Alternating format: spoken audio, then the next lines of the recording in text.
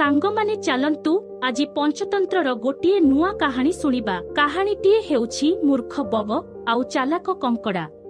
बहुत दिन पूर्वरु एक घंच जंगल मध्यरे बहुत सुंदर ह्रद थिला। सेही ह्रदरे अनेक माछ एवं कंकड़ा मध्य रहुथिले। सेमाने समस्ते बहुत खुशी रे एकाठी रहिले। किंतु प्रत्येक दिन गोटिए बग सेही ह्रद कूलकु आसुथिला। माछ धरी तार पेटकु पूजा करुथिला।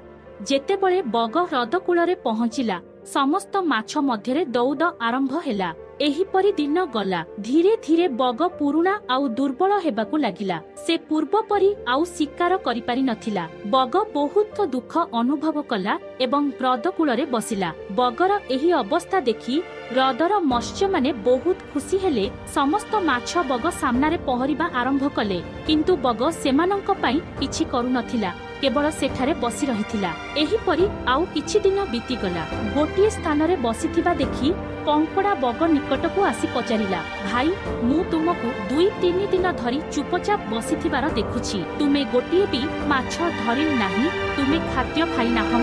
घटना कोन? कंकड़ार शब्द सुनी बग कांदिबाकू लागिला। बग कहिला, किछि दिन पूर्वरु जणे ज्योतिष मते कहिथिले जे एही ह्रद खूब शीघ्र सुखिबाकू जाउछि। तुमे समस्ते पानी बिना किपरि बंचिब, तुमे समस्ते मरिब। मु तुम विषय रे बहुत चिंतित, तेणु मु खाइबा पीबा बंद करिदेली। कंकड़ा कहिला, तुमे कोन कहुछ? एहा अत्यंत गंभीर एवं चिंताजनक विषय। मते समस्तंकु कहिबाकू पड़िब। कंकड़ा ह्रदर समस्त माछकू बग कहिथिबा विषय रे समस्तंकु सुनाइला। समस्त मत्स्य ओ कंकड़ा एकत्र बग निकटकू जाई कहिले, तुमे कोन कहुछ? ह्रद सुखी जीव, आमे समस्ते सेतेबेले केउठाकू जिबा, कोन करिबा? खसी जिबाकू कोन किछि उपाय अछि कि? आमे समस्ते भाबुथिलु तुमे आमर शत्रु, किंतु तुमे आमर बंधु होइछ।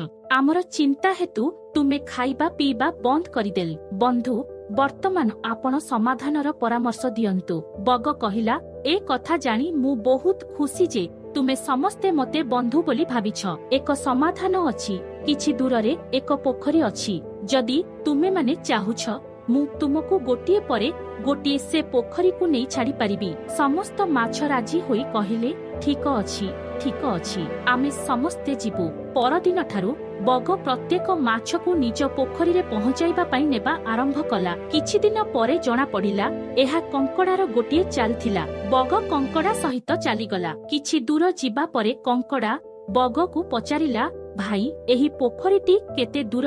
कंकड़ार शब्द सुनी बग हसिबाकू लागिला एवं कहिला, पोखरी? केउ पोखरी? एठारे कोनोसी पोखरी नाही। मु तुमको समस्तंकु खाइबाकू आनुछि। मु एते दिन धरी माछ खाइबारे विरक्त।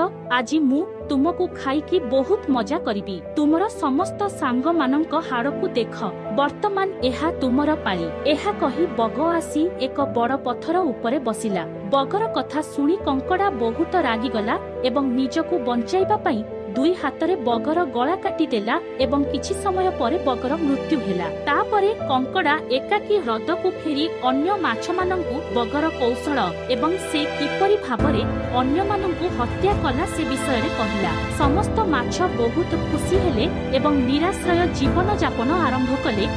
एही कहानी आमे शिखिलु जे आमे प्रत्येक कार्य को चिंताधारा रे करिबा उचित एवं काहार कथा द्वारा प्रभावित हेबा उचित नहीं।